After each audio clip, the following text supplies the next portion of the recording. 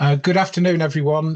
This is Neil Bentley from ProLab Diagnostics. We'll leave it a minute or so to allow people to join, and then I'll kick off.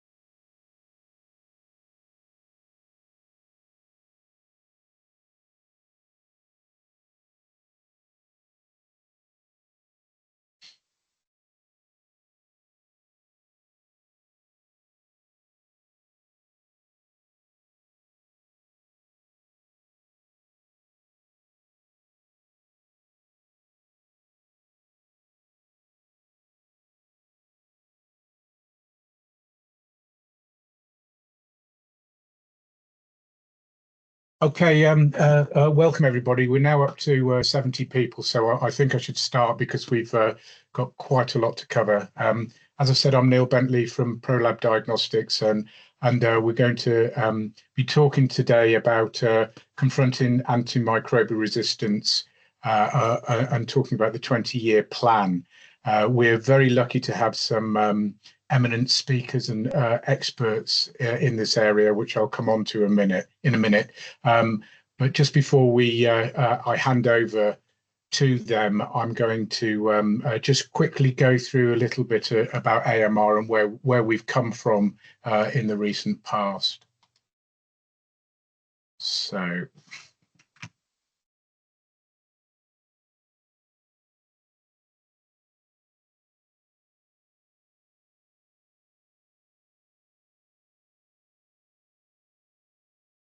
Okay, so hopefully my screen's moved on now. So uh, as us in the know in microbiology, the antimicrobial resistance has been a silent pandemic for a number of years, and certainly not just in the last few years when the governments and other people have been talking about it. And there was a lot of work that went on in the early noughties, and it was Dame Sally Davis, when she was Chief Medical Officer, that did quite a big report about antimicrobial resistance in her annual report in 2011. And on from that, there was a UK 5-year antimicrobial resistance strategy between 2013 and 2018 were formed. And I advise you to have a look at those papers, because a lot of the data actually started kicking off from 2013 rather than this particular plan, which started in 2019. And following on from the 5-year plan, we moved into a longer 20-year plan, of which is the focus of the talk today. And there was a vision that by 2040, that global AMR was effectively contained, controlled, and mitigated against, and doing this by lowering the burden of infection, by better treatment regimes, and by minimizing microbial transmission. And to do this, this was by optimal use of antimicrobials and effective stewardship. And also by implementing new and emerging technologies, therapies, and vaccines and interventions. And it was split up into bite-sized chunks of 5-year plans. So phase one was between 2019 and 2024, and it focused on reducing the need for unintentional exposure to antimicrobials, optimizing the use of antimicrobials, investing in innovation and supply and access of antimicrobials. And some of the targets, this isn't an exhaustive list, just some of the targets that were made. There was an aim to halve healthcare-associated gram-negative bloodstream infections, reduce the number of specific drug-resistant infections in people by 10% by 2025, reduce UK antimicrobial use in humans by 15%, reduce UK antimicrobial use in food-producing animals by 25% in between 2016 and 2020, and to define new objectives for the following years, 21 to 25, and also be able to report the percentage of prescriptions supported by diagnostic test or decision support making tool by 2024. So where have we got to? So some of the notable achievements within the first 5 years, we've seen a reduction in human exposure to antimicrobials by 8% since 2014. We've piloted new and innovative ways of evaluating and paying for antibiotics within the NHS, and I know that we'll be talking about that further today. We've published infection prevention control manuals, and we've also published an infection prevention workforce strategic plan for 2022-2024. And a shout out to Wales here. They've done quite a lot in implementation of aseptic non-touch techniques, and also development of a data library portal portraying usage and resistant data for Wales. We are advocating action on AMR on the world stage, and we've seen a reduction in sales of highly important antibiotics in food-producing animals by 81% between 2014 and 2022. That's remarkable. And that's down, just putting that into perspective, that's down from 3.9 to less than 1 ton of antibiotic. We've seen a further reduction in the use of antibiotics in food-producing animals of 59% between 2014 and 2022. And we've seen over a 90 million investment in One Health surveillance through the FSA food surveillance in agriculture, food and the environment programs. So now I'm going to stop rambling and pass over to a couple of experts in this area. We've got Angela Douglas, who's the who was the Deputy Chief Scientific Officer and now is President of BIVDA, and also Dr. Nick Brown, who's a consultant microbiologist at Addenbrooke's Hospital in Cambridge, and also clinical lead for the Public Health Microbiology Division of the UKHSA. And I will now pass over to Angela. Thanks very much, Neil, and thank you to ProLab for inviting me. I will attempt to share my screen.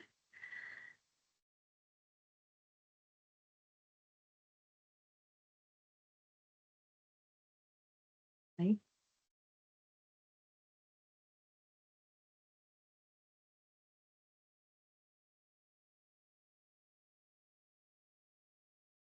Right, hopefully you can all see that now. Brilliant. Okay, so as we heard from Neil earlier, antimicrobial resistance is a global problem and it impacts all countries and all people.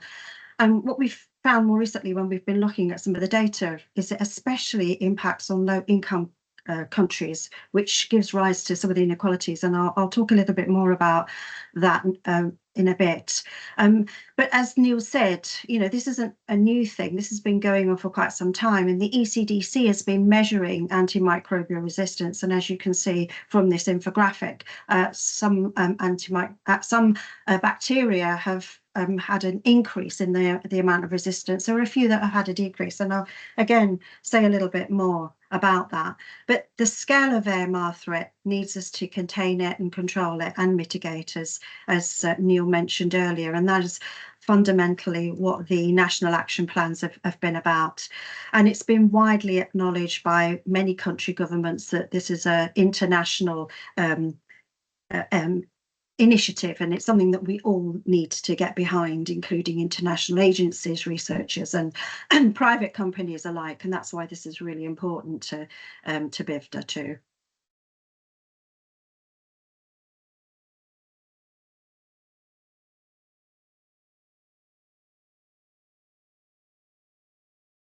My slides moving up. There we go. As you can see from this infographic, even some of the more common bacteria have been growing in their percentage of resistance. But what we can see from this infographic is where mitigation has taken place, where we have been able to put some initiatives in place. For example, looking at MRSA, looking at penicillin-resistant streptococcal pneumonia, we've been able to see a reduction in the amount of resistance. So what this shows us is that actually, if we do put those initiatives in place, we can make a difference. And we know that antibiotic resistance is caused by overprescribing of antibiotics. We know it can be caused by patients not finishing their treatment, overuse of antibiotics in livestock and fish farming and in agriculture. We know it can be increased by poor infection control in hospitals and in clinics and out in the environment. We also know that lack of hygiene and poor sanitation can also cause antibiotic resistance. And this is one of the biggest causes of some of the inequalities that we're seeing in AMR in some of our third world countries. We also know that lack of new antibiotics being developed can also cause the increase in some of these bacteria that become resistant. And just in case people aren't aware, when a bacteria becomes resistant, it's through a mutation in its genome. It becomes resistant to maybe one type or maybe all antibiotics. So giving antibiotics to an individual with a resistant bacterium just means that you can knock out all the other bacteria, but you won't knock out the resistant bacteria. That resistant bacteria can then go on to form a colony or a population of bacteria. And those bacteria can actually transfer their resistance onto other bacteria, for example, in the gut microbiome or elsewhere outside in the environment. So that's why it's really important that antimicrobial resistance is contained. So as Neil mentioned, this is the 20-year vision. And as he said, the vision is that we will live in a world in which antimicrobial resistance is effectively contained, controlled, and mitigated. But it's not just about human health. It's not just about mitigating it in our health systems. It's about working across our animal health systems as well and working across our environments. This is a One Health approach across all of those different systems in collaboration with other nations and partners. And so we, as a UK, we've been doing it as part of that international community. And the National Action Plan, the AMR National Action Plan that we have produced is similar to a national action plan that you'll see in any other country. As Neil mentioned earlier, from the previous 5-year plan, we have made some notable achievements in reducing antibiotic use in food producing animals, but we've also not achieved some of the other more important targets, and that's why the government has now published a new 5-year action plan following on and building on the achievements and lessons that we've learned from the previous action plan, but also building on some of the lessons that were learned during the COVID pandemic. So this National Action Plan now has the overall aims to optimise the use of antimicrobials, to reduce the need of unintentional exposure to antibiotics, and also support the development of new antimicrobials, but also support the development of new innovations in diagnostics. The National Action Plan has 9 strategic outcomes, and I'll talk a little bit more about those, but it's organised under these 4 themes. And these 4 themes are very similar to the themes in the previous action plan, but it builds on them a little bit more. And again, this action plan is going to be taken across all sectors of human, animal, agriculture, and the environment. And the reason that this is important is that we know at the moment we have over 1.2 million cases and deaths of individuals who die from antimicrobial resistance.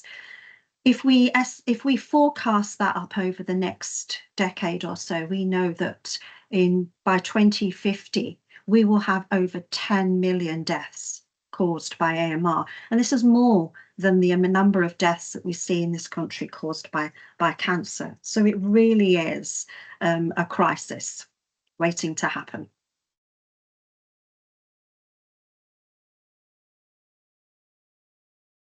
So I now will go through the 9 strategic outcomes really quickly so you have a clear understanding of what the National Action Plan is about.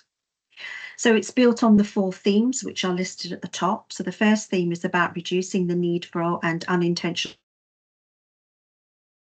antimicrobials, and there are 3 strategies to do this: infection prevention and management. So this is about informed intervention, ensuring that we have effective infection prevention control. And as you heard from Neil earlier, there are lots of initiatives around this across our healthcare system. It's also about ensuring that our building environments support that infection prevention control agenda. We also need to ensure that we are minimising waste, clinical waste. We are also looking at effective waste management, but also looking at wastewater, because all of these areas can cause infection. We also, the second strategy is looking at public engagement and education. We need to do a really big piece around public awareness using campaigns and educational settings and different areas of training and the social media, so that we can create those engagement guides that have consistent messaging, so the public can understand that antibiotics are not given for every type of infection. We also need to strengthen the surveillance, and these are some of the areas that we have learnt lessons from the pandemic. So we need to optimise some surveillance of resistance and where it's growing, so that we are able to respond quicker.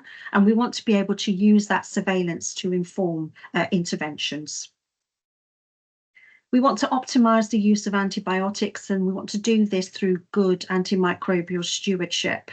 As Neil mentioned earlier, clinical diagnostics is really important in ascertaining the type of infection, and decision support tools can help here. And we need to ensure that we have appropriate prescribing of antibiotics that are based on clinical diagnostics or decision support or decision tools. We also need to make sure that we are disposing of antimicrobials in an appropriate way. But none of this will work if we don't change some of the behavioural interventions. We do know that quite often antibiotics are prescribed because clinicians don't know what else to do with a patient. Sometimes they're prescribed because the patient won't leave unless they get an antibiotic. So we need to be able to, as I mentioned earlier, educate the public, and so that we can put these behavioural interventions in place as well. There are going to be dedicated AMR workforce. Some of these are in place already. These are there to support training, to support the workforce across the healthcare system, to provide governance and accountability, but also learn those lessons, building on the knowledge and skills, and across the veterinary and animal world, but also providing some system support for learning lessons across that animal health agenda as well. One of the most important ones for diagnostics is investing in innovation, supply, and access to those innovations. So the strategies are around innovation and influencing the adoption and spread of innovations. We need to make sure that we have appropriate AMR solutions and the right diagnostics for those solutions. We want to ensure that we have appropriate subscription models, so that those who are producing diagnostics, those who are producing antibiotics are resourced in an appropriate way, so that they can bring those diagnostics, bring those antibiotics to market. We also want to ensure that we're overcoming those market barriers, and that the improvement in innovation and adoption and supply of those innovations is equal across all parts of the UK. We want to ensure that information is used and actioned on. So we want the right evidence generated so that we can use that to inform research networks, but also to inform interventions. And we want to ensure that we're preventing health disparities and health inequalities, so that we're collecting data on health inequalities, so that we can start to put together those health inequalities toolkits that can support health inequality interventions across all regions. We also want to be a really good global partner, as we mentioned earlier. AMR is a global threat, so we want to ensure that we are working globally through diplomacy around prevention and resistance preparedness, so that we are aware where there are growing antimicrobial resistant bacteria in different parts of the world. We want to be able to access good, appropriate stewardship, and to ensure that our global partners are also putting appropriate stewardship in place. We want to work globally to ensure that we have standards for antimicrobial use in farming, to have standards for manufacturers, and to have standards in waste management. And we also want to be part of that advocacy and engagement and sharing lessons that we've learnt in this country with other countries who might not be as far advanced in their national action plans. So the implementation of the UK's National Action Plan in the NHS has been broken down into a number of work streams, and these all have senior responsible officers. The whole programme of work is being led by Steve Powis, who's the National Medical Director for NHS England, and each of the different work streams have chairs who are part of an AMR board that Stephen Powis chairs. So NHS England has established this national programme, and I'll say a little bit more about it, but it's aimed at supporting England's responsibilities for delivering the human ambitions in the National Action Plan. And because the National Action Plan is UK based, there are also leads in our devolved nations as well. So there are leads for the National Action Plan in Scotland, Northern Ireland and Wales. But this is something that we all have a role to play in, whether we are GPs, whether in local authorities, medics, pharmacists, nurses, or scientists. Everybody has a responsibility and a role to play in delivering the implementation of the UK National Action Plan. So the current NHS work streams are around antimicrobial products subscription models. I said a little bit about that earlier. It's about antimicrobial prescribing and medicines optimization. It's about data, collecting the right data. There's a really big piece of work that's being undertaken by the Office of the CSO around AMR diagnostics. And the previous piece of work was aimed at blood culture pathways. And we know we've made an enormous impact on improving the blood culture pathway and blood sepsis. The Office of the CSO will now going to be working on other pathways to optimize those infection pathways, but also doing some horizon scanning to look at those gaps where diagnostics are needed, where more rapid diagnostics are needed. And across the NHS, urinary tract infections and IPC are big areas of work. AMR leads have been funded across each of the 7 regions, and these leads are there to support the work that has been undertaken within our NHS hospitals around antimicrobial stewardship, around IPC, and around diagnostics and decision support. And they're available to support integrated care systems and pathology networks to understand what they need to do to address antimicrobial resistance and to deliver the plan.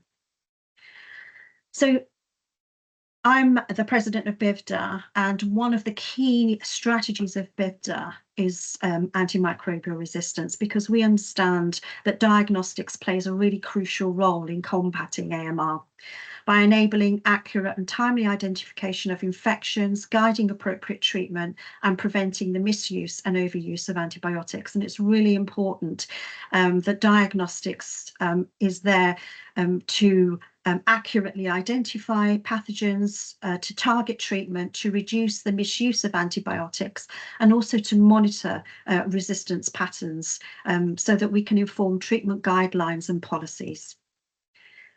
We also are aware that diagnostics plays an important role in infection control. timely isolation and infection control measures can prevent the spread of resistant pathogens. We're well aware that diagnostics plays a really big part in antimicrobial stewardship, and in also gathering that data from diagnosis can highlight gaps in current treatment options and drive the development of new antibiotics and alternative therapies. It's also important that diagnostics contribute to the broader public health efforts by providing data to shape policies and interventions aimed at reducing the spread of AMR. And BIBDA is going to be working in all of these areas with our industry partners to ensure that we are doing our part from industry side to combat AMR. Antimicrobial stewardship is also really crucial. It's crucial in combating antimicrobial resistance because we know that the proper stewardship helps to prevent resistance, ensuring that current infection-fighting medicines remain effective. It also optimization of antibiotic use protects individuals' health and aids in faster recovery. We can improve patient outcomes by treating infections quicker and safeguarding patients from adverse effects. And by supporting that whole global health effort, the effective antimicrobial stewardship contributes to the global health by reducing the spread of multi-drug resistant organisms and preventing a potential crisis. So in summary, antimicrobial stewardship is essential for preserving the effectiveness of our existing treatments and safeguarding public health. So that's all I'm going to say. I am now going to pass over to Nick, who is going to continue. I am going to now stop sharing. Thank you very much, Angela, and thank you to Neil and ProLab for inviting me to present today. And hopefully you can now see my screen. Yes, we can. Great, thank you.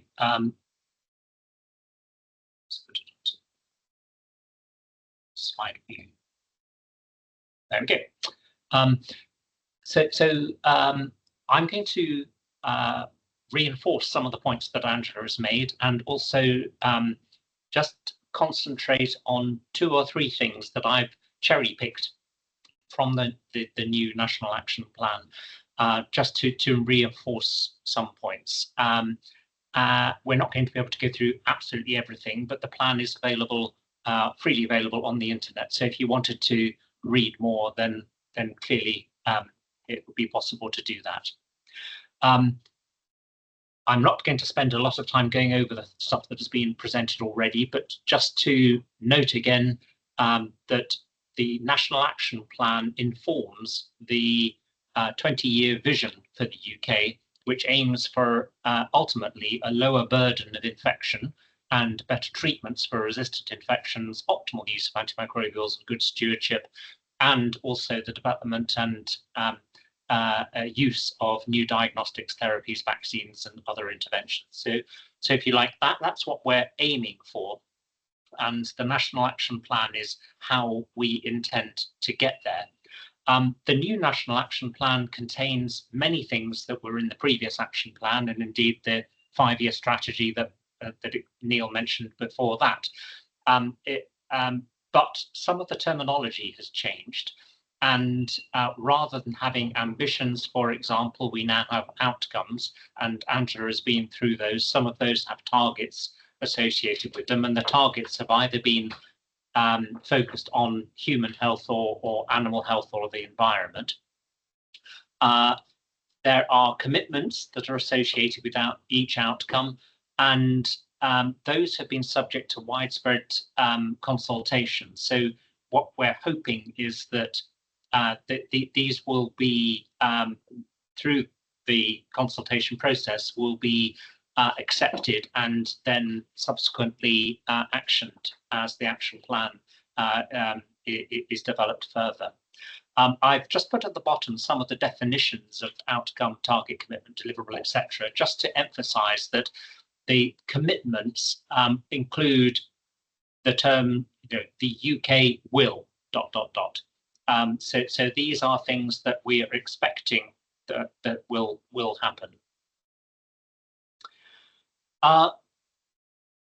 Angela has already been through the key achievements of the the previous National Action Plan. So again, I don't need to go through that again. But she also mentioned that the new action plan has been informed by a review, or if you like, a lessons learned from this action plan, what went well, what didn't work so well, and also the COVID pandemic. And I thought it would be useful just to focus a little bit on that. So this is very wordy, and but it's just been cut and paste in entirety from the new National Action Plan. So you can read it in further detail if you wanted to.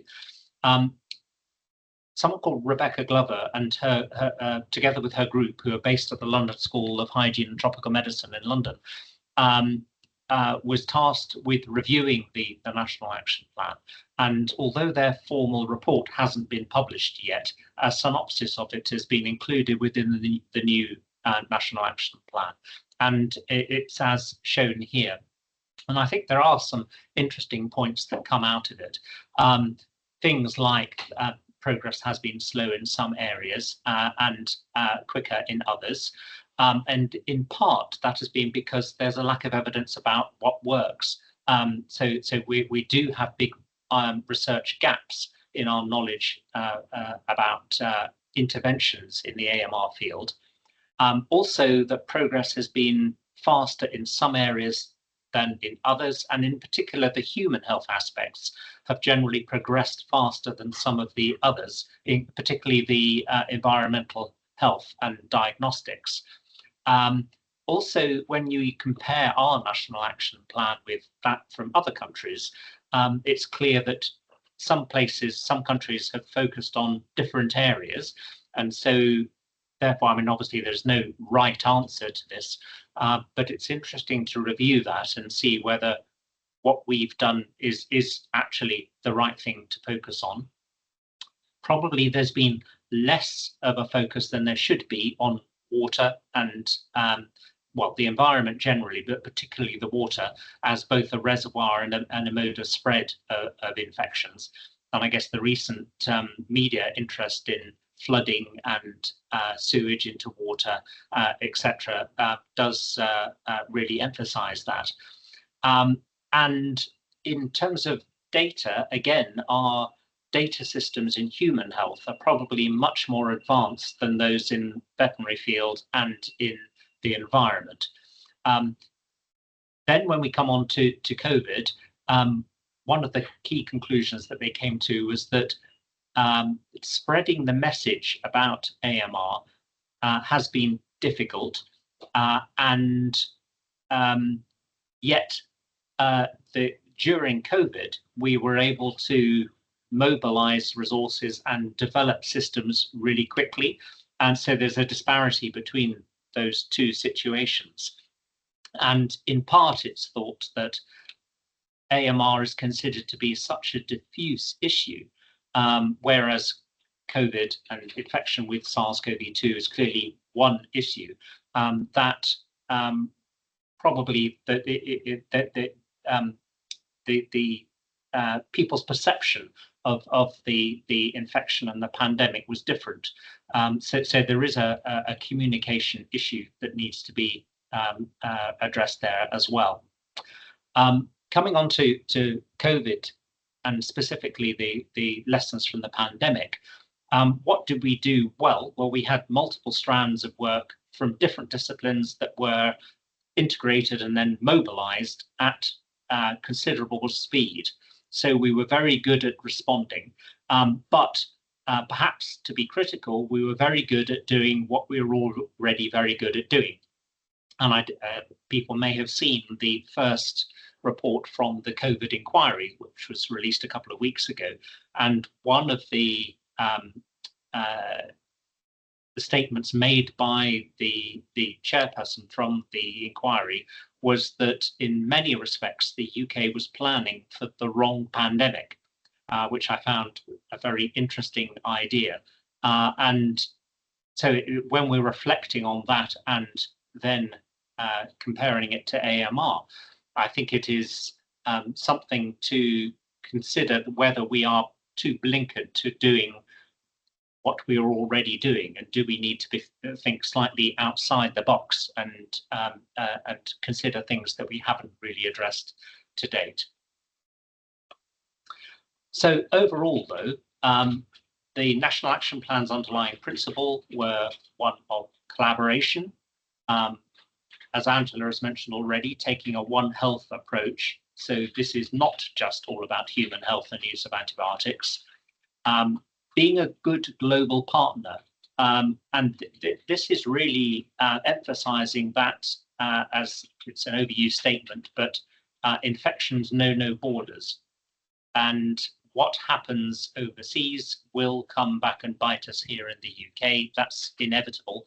And therefore, it is in our interests in the UK to view AMR as a global issue, and one that we need to support all parts of the world to resolve.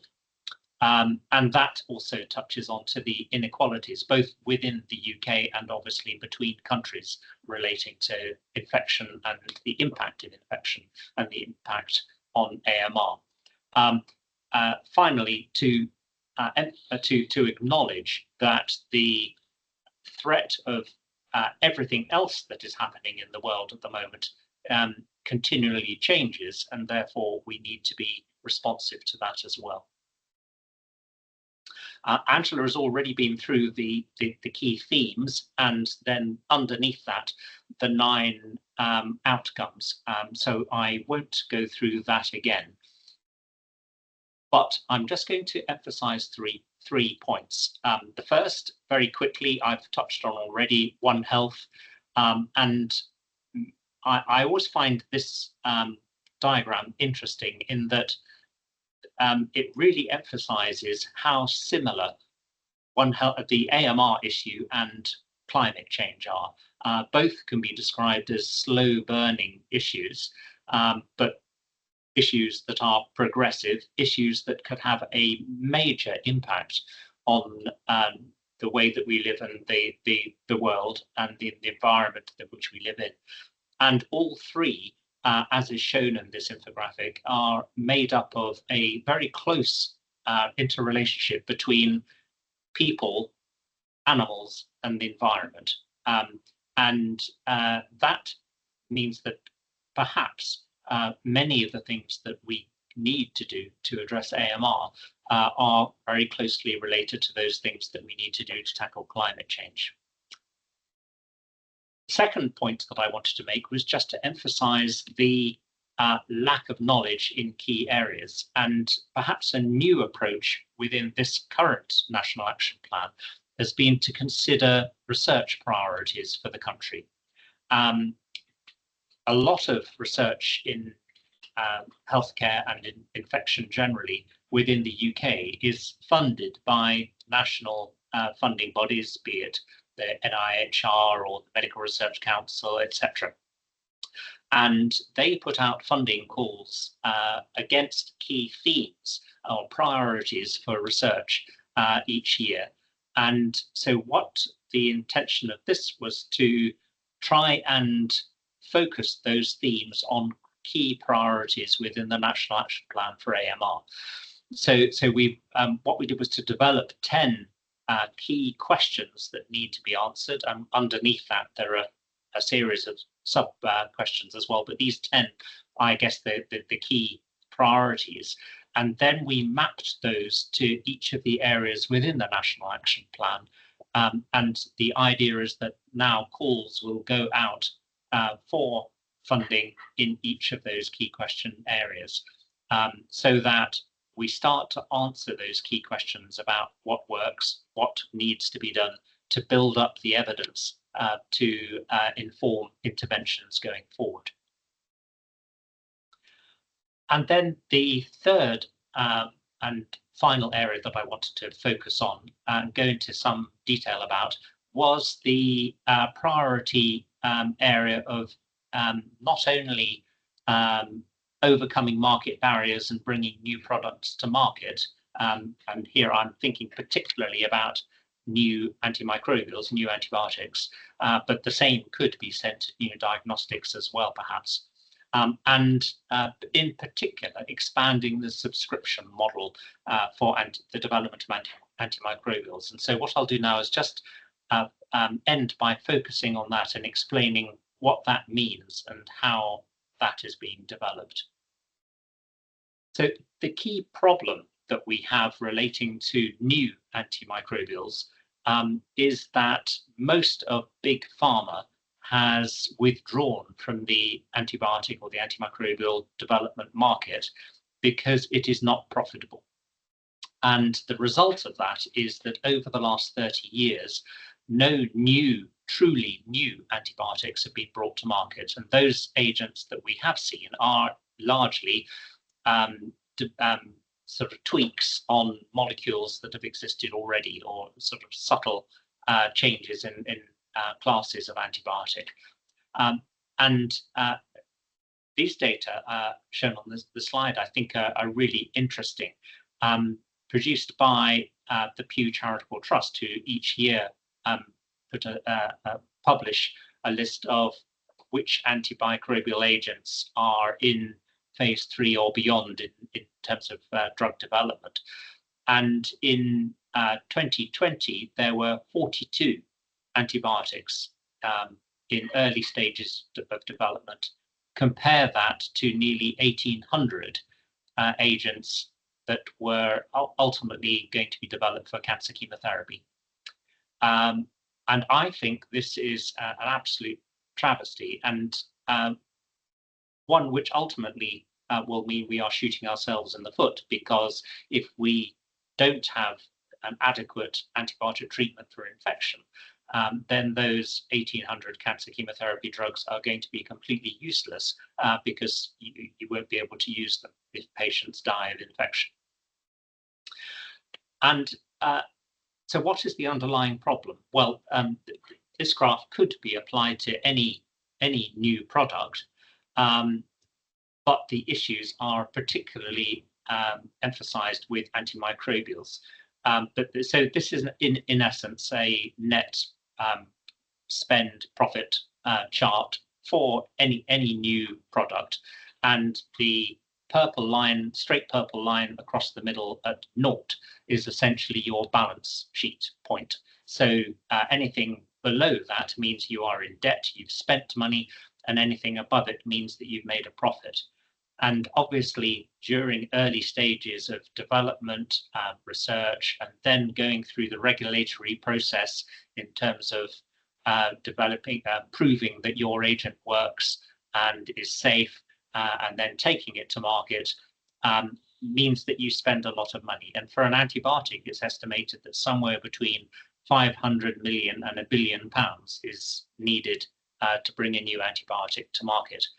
However, the reaction of the medical community once a new agent appears on the market is generally that we want to put it on the shelf and save it for a rainy day, because it's usually quite expensive and we don't want resistance to develop.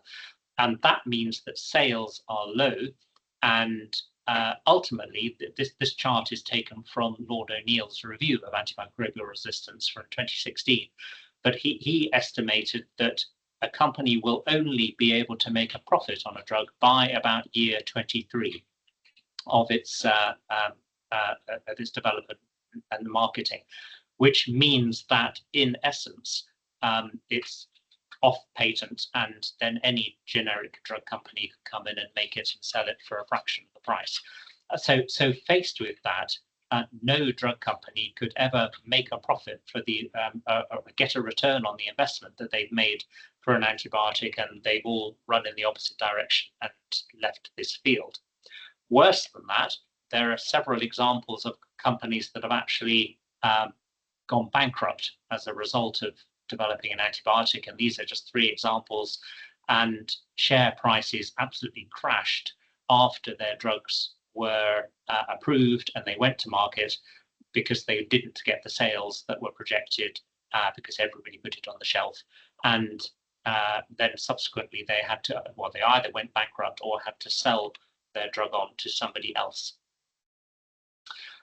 There was a big report produced by a joint venture of pharma and the European Union and something called the Innovative Medicines Initiative back in about 2018, called the Drive AB report. And the word drive came from driving forward the revitalizing the antibiotic pipeline. But this looked at the drug development pathway and proposed a series of push and pull measures that could be used to incentivize pharmaceutical companies to go back into this arena. And one of them was the suggestion of what are called market entry rewards. So here again is it really the same chart that I showed you in terms of cost and return from before, that anything below the line in the middle is a spend, and anything above it is potentially income or hopefully profit. And to get over this issue of companies not being able to get any significant return in the immediate post-approval early marketing phase, that there would be some sort of central payment that was made, in this case, perhaps for a block of 5 years, to offset the lack of income and mean that the company would be able to continue producing the agent. And the idea was that after that time, either the sales would have increased, or that the agent would have become so established that it would be able to be used in its own right and become standard of care. But essentially what this model is doing is using the term that is often talked about these days, is that it is delinking the income of the agent from the sales of the agent. That is, the company doesn't have to depend on selling gazillions of boxes of the antibiotic. It knows what its income is going to be because that income is coming directly from government or another organization. So the next step was, well, how do you work out how much of this early market reward should be? And this report from an economic group called the EEPRU, which is the Economic Evaluation Policy Research Unit, based at the University of York, wrote this very good report, which again is freely available on the internet if you wanted to read it in greater detail. But it produced a series of definitions of value, because the market entry reward, or the amount of money that's going to be paid to the companies producing the new agents, would depend on what is the perceived value of the agent. And as you can see, you can actually, this is quite complicated, and you can break it down in a number of different ways. So, for example, the insurance value is in effect what I was describing in terms of us putting a new agent on the shelf in case we need it later. So it's a bit like an insurance package.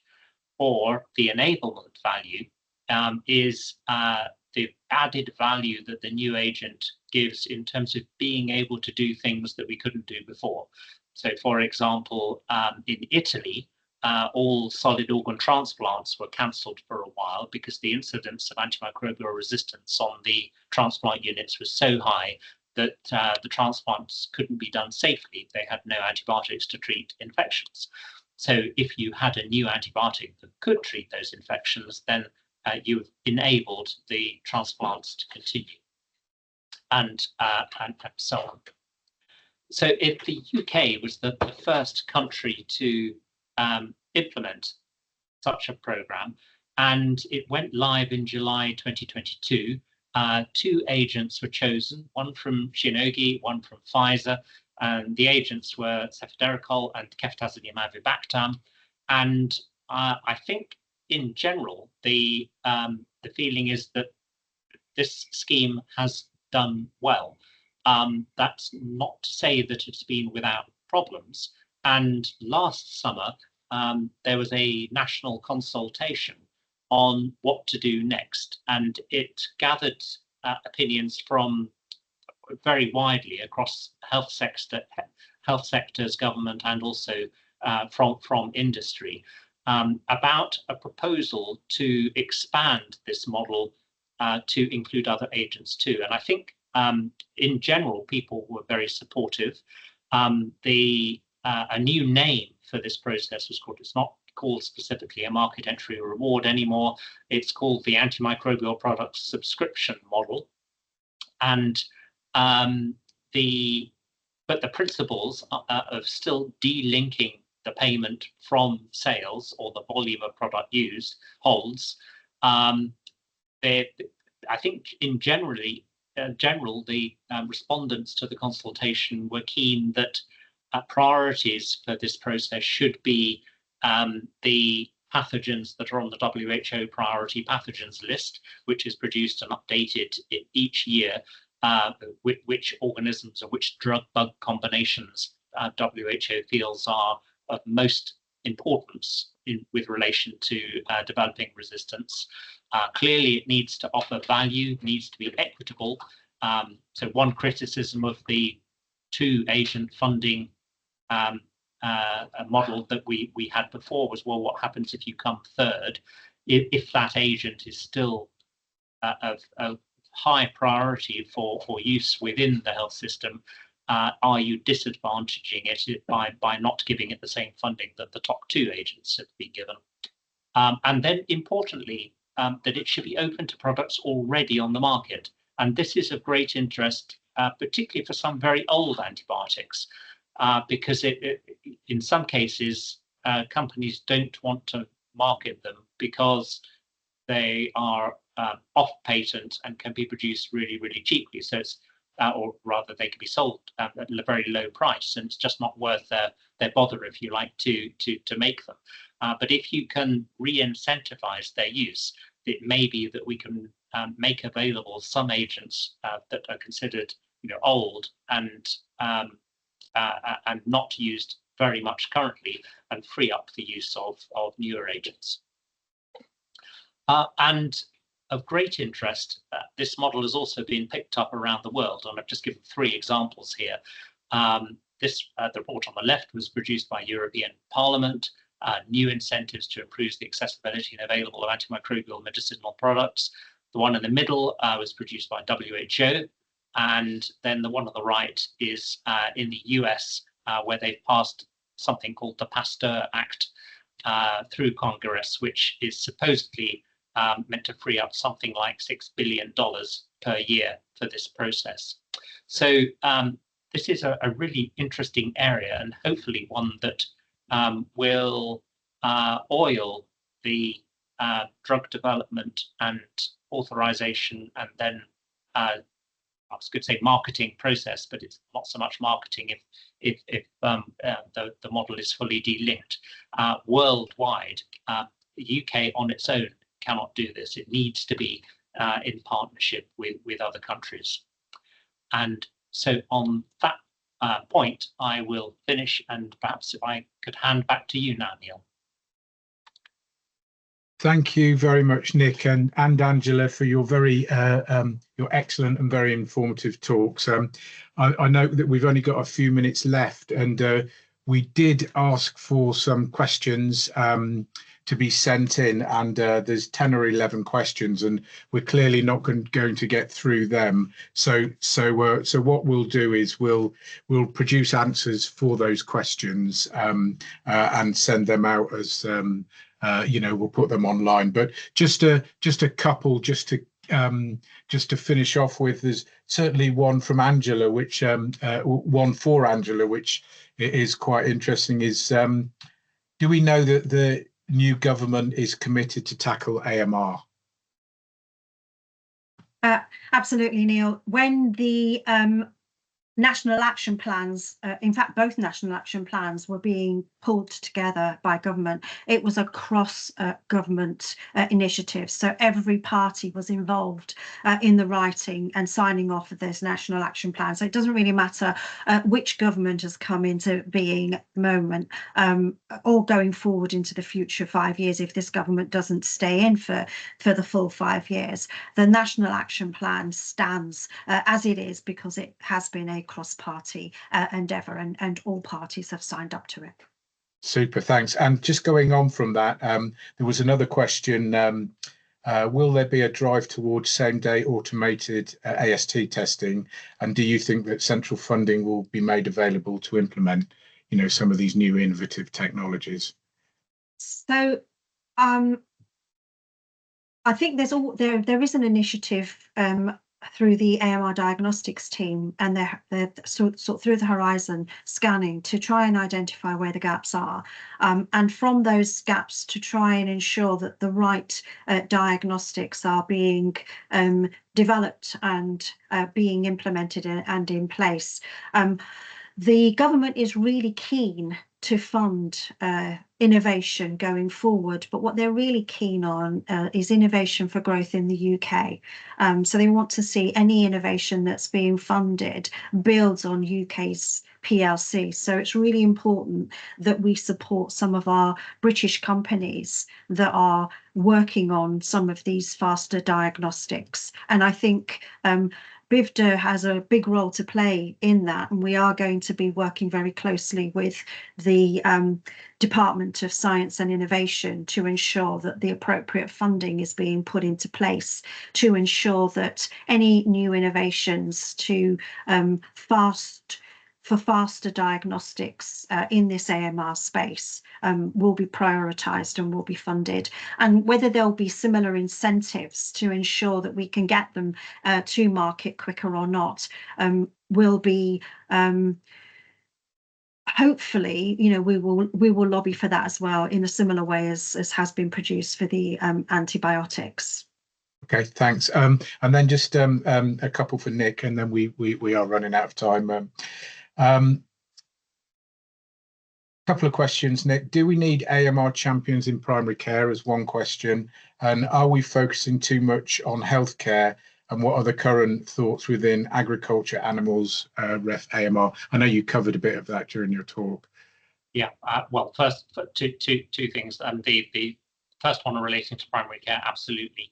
If you think that of all antibiotics given in humans, about 80% of them are prescribed in the community by general practitioners. We often think that antibiotics are things that are used in hospitals, but actually, if you tot up the total tonnage used and the number of prescriptions given, it's in general practice.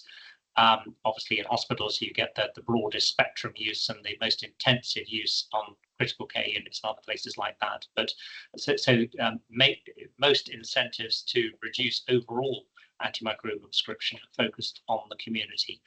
And NHS England has been addressing this issue by appointing a network of lead pharmacists, where there's one in each region, who then work very closely with pharmacists and integrated care boards, ICBs, and with the NHS trusts to develop programs that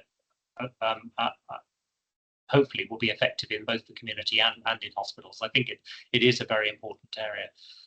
Likewise, in animal use, as we've already said, or Angela mentioned, that in terms of one of the key positive outcomes from the first National Action Plan was the dramatic decrease in prescribing in animals.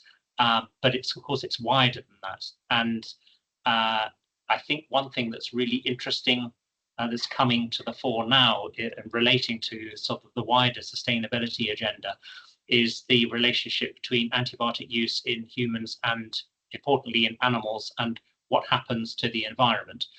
Because obviously, many antibiotics are either excreted by the kidneys or by the bowels. So that means you get antibiotics appearing in sewage, you get antibiotics on fields where there are animals given antibiotics, you get runoff into rivers and other water systems. Obviously, there's discharge from hospitals, factories that are making antibiotics, discharge into water systems, etc., etc. So this is the sort of almost the unknown of how much antibiotics get into the environment that we don't know about, and we potentially could do something about. Okay, well, thank you very much, Nick and Angela. And just to let you know that we will be releasing some answers to the questions that have come in, and I've seen there's another couple of questions coming in, so I'll make sure that we try and answer them as best as we can I'm not the expert, but I'm sure Nick and Angela will be able to help me with those. So just again, I'd like to say thank you very much for the very informative talks this afternoon. And let's hope that everybody carries on trying to end this silent pandemic that has been going on for a long, long time. Thank you, everybody. We've had loads of people online today, and I really appreciate you taking your time out of your lunch times. Thank you very much. Goodbye.